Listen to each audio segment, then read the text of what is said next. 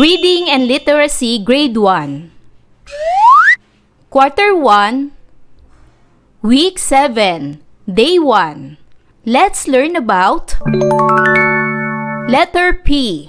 Matatag Curriculum.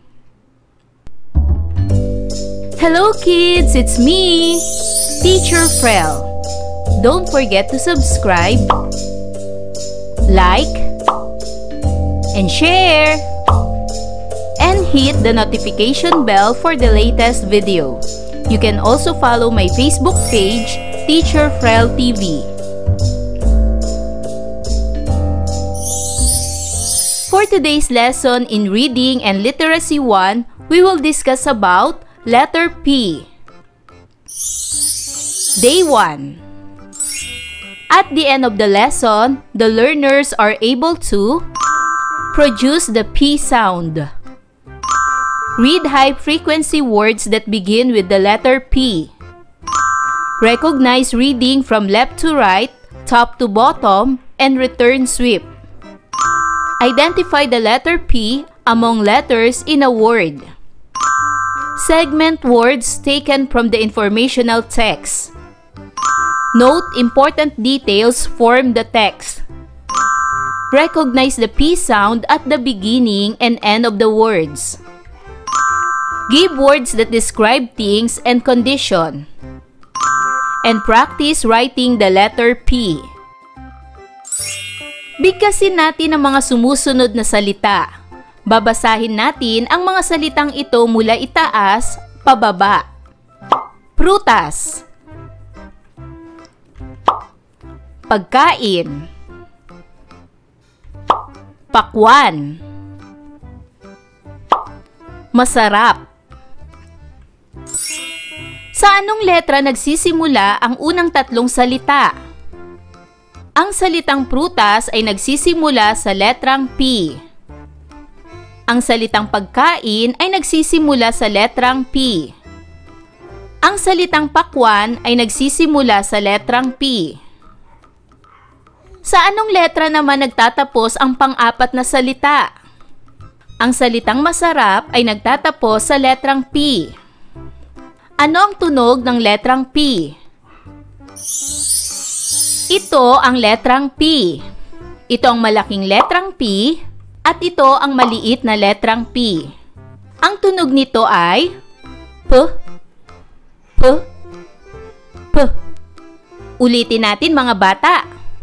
Ang tunog ng letrang P ay P, P, P. Ngayong araw, matututuhan ninyong kilalanin at bigkasin ang tunog ng P. Tukuyin ito sa mga salita, tukuyin ang tunog sa iba't ibang posisyon, basahin ng tama, at unawain ang isang payak na teksto. Basahin ang isang bugtong at pagkatapos ay hulaan ang sagot sa bugtong. Bugtong-bugtong. May iba't ibang lasa. Matamis, maasim, mapakla. Kainin mo tiyak, ang katawan ay lalakas. Ano ang sagot sa bugtong na ito? Tama! Ang sagot ay prutas. Ang salitang prutas ay nagsisimula sa letrang P. P, P, prutas. Narito ang mga halimbawa ng mga prutas na nagsisimula sa letra o tunog na P. Gaya ng pinya. Ito ay nagsisimula sa letrang P. Ang tunog ng letrang P ay P, P, P. Pinya. Pakwan. Ito ay nagsisimula sa letrang P. Ang tunog ng letrang P ay P, P, P.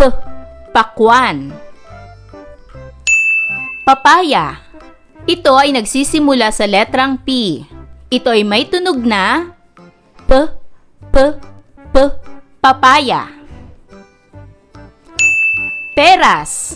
Ito ay nagsisimula sa letrang P. Ito ay may tunog na P, P, P. Peras.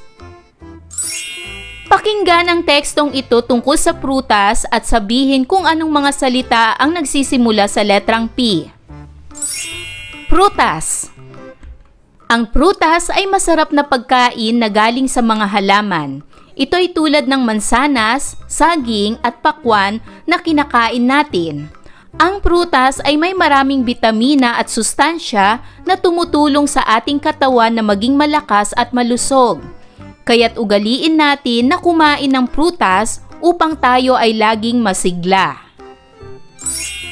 Ngayon naman ay pantigin ang mga salitang may kahulugan. Unang salita ay ang halaman. Pantigin ang halaman. Ha, la, man.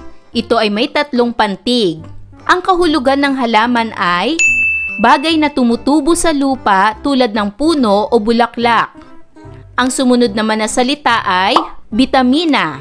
Pantigin natin ang salitang bitamina. Bi, ta, mi, na. Ito ay may 4 na pantig. Ang kahulugan nito ay sustansya na nakakatulong sa kalusugan. Ang pangatlong salita ay malusog. Pantigin natin ang salitang malusog. Ma, lu, sog. Ito ay may 3 pantig. Ang kahulugan nito ay magandang kalusugan ng katawan. Ngayon ay sagutin ang mga tanong batay sa tekstong ating binasa. Para sa unang katanungan, ano-ano ang mga prutas na nabanggit? Isa-isahin ang mga prutas na nabanggit sa binasa nating talata. Ang mga prutas na nabanggit ay mansanas, saging, at pakwan. Ang prutas na nagsisimula sa letrang P ay ang pakwan. Pangalawang katanungan, saan nagmumula ang mga prutas ayon sa teksto? Tama! Nagmumula ang mga prutas sa mga halaman. Pangatlong katanungan, ano ang mga naidudulot ng pagkain ng prutas sa ating katawan ayon sa ating binasa? Narito ang mga posibleng sagot. Nagbibigay ito ng bitamina at sustansya. At tinutulungan tayo na maging malakas at malusog. Para naman sa pang-4 na katanungan, ano ang sinabi sa talata na dapat nating gawin para maging malusog at masigla? Tama! Para maging malusog at masigla, kumain ng prutas. At pang-5 katanungan, ano ang lasa ng mga prutas ayon sa talata? Tama! Ang lasa ng mga prutas ay masarap. Bigkasin ang tunog ng P sa simula ng mga salitang naglalarawan sa prutas. Narito ang mga salitang naglalarawan sa prutas. Una, paitim. Pa, i, tim. Ang salitang paitim ay nagsisimula sa letrang P. Ito ay may tunog na P, paitim. Halimbawa ng pangungusap, ang balat ng saging ay paitim na. Pangalawa, pino. Ang pantig nito ay pi, no. 2 pantig. Ang salitang pino ay nagsisimula sa letrang P. Ito ay may tunog na P, pino. Halimbawa ng pangungusap, ang balat ng ubas ay pino. Pangatlo, pantay. Ang pantig nito ay pan-tay. 2 pantig. Ang salitang pantay ay nagsisimula sa letrang P. P, pantay. Halimbawa ng pangungusap, ang kulay ng avocado ay pantay. Ngayon naman ay bigkasin ang tunog ng P sa hulihan ng mga salita. Una, ulap. Ang salitang ulap ay nagtatapos sa letrang P. Ito ay may tunog na P. Pangalawa, akap. Ang akap ay nagtatapos sa letrang P. P. Pangatlo, atip. Ang atip ay nagtatapos sa letrang P. P. Pang-4, takip. Ang takip ay nagtatapos sa letrang P. P. At pang-5, dakip. Ang dakip ay nagtatapos sa letrang P. P. Magbigay ng mga salitang naglalarawan sa lasa at anyo ng prutas. Halimbawa, malapot. Ang dagta ng santol ay malapot. Makinis. Ang balat ng mangga ay makinis. Matamis. Ang saging ay matamis. Maasim. Ang santol ay maasim. Mapakla. Mapakla ang lasa ng hilaw na saging. Para sa pagsasanay na ito, isulat sa patlang ang mga salitang naglalarawan sa kalagayan ng katawan sa palagiang pagkain ng prutas. Ang mga pagpipiliang salita ay malakas, masigla, malusog. Patlang ang katawan ni Patty dahil siya ay palaging kumakain ng prutas. Para sa unang patlang, ang salitang naglalarawan ay malakas. Sumunod, kapansin-pansin na siya ay patlang din sa klase. Ang salitang naglalarawan ay masigla. At panghuling patlang, kaya't upang tayo ay maging patlang, pagkain ng prutas ay araw-arawin. Ang salitang naglalarawan ay malusog. Ngayon ay basahin na natin mga bata. Malakas ang katawan ni Patty dahil siya ay palaging kumakain ng prutas. Kapansin-pansin na siya ay masigla din sa klase. Kaya't upang tayo ay maging malusog, pagkain ng prutas ay araw-arawin. Para naman sa gawaing ito, kumpletuhin ang mga pahayag tungkol sa iyong natutuhan sa araw na ito. Ang natutuhan ko ngayong araw ay ang tunog na P. Natutuhan kong bigkasin ang tunog na P sa unang pantig, gitnang pantig, at huling pantig. Natutuhan ko na ang pagkain ng prutas ay nagpapasigla ng katawan. Para naman sa gawaing ito, ilagay ang letrang P sa patlang ng mga salita sa unang hanay at gumuhit ng linya patungo sa katapat nitong salita sa pangalawang hanay. Sa unang hanay ay ang mga pagkain at sa pangalawang hanay, ang lasa ng pagkain. Ampalaya. Ang nawawalang letra ay letrang P. Ang lasa ng ampalaya ay mapait. Pangalawa ay ang kape. Ang nawawalang letra ay letrang P. Ang lasa ng kape ay mapakla. Sumunod na salita ay tinapa. Ang nawawalang letra ay letrang P. Ang lasa ng tinapa ay maalat. Sumunod na pagkain ay papaya.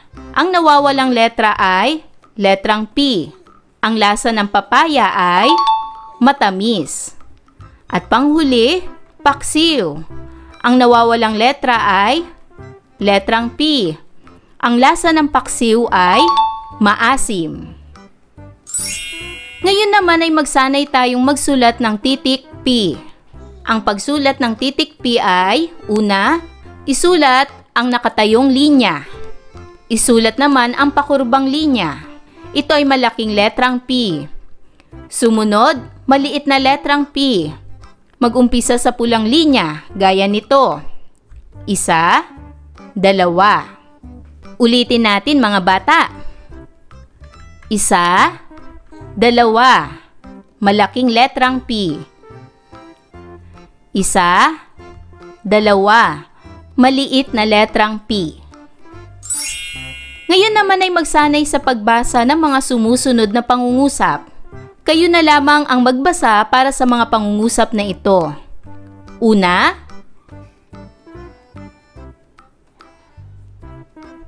pangalawa, pangatlo,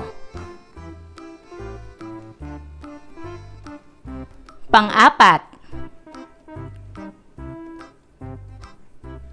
at pang-lima,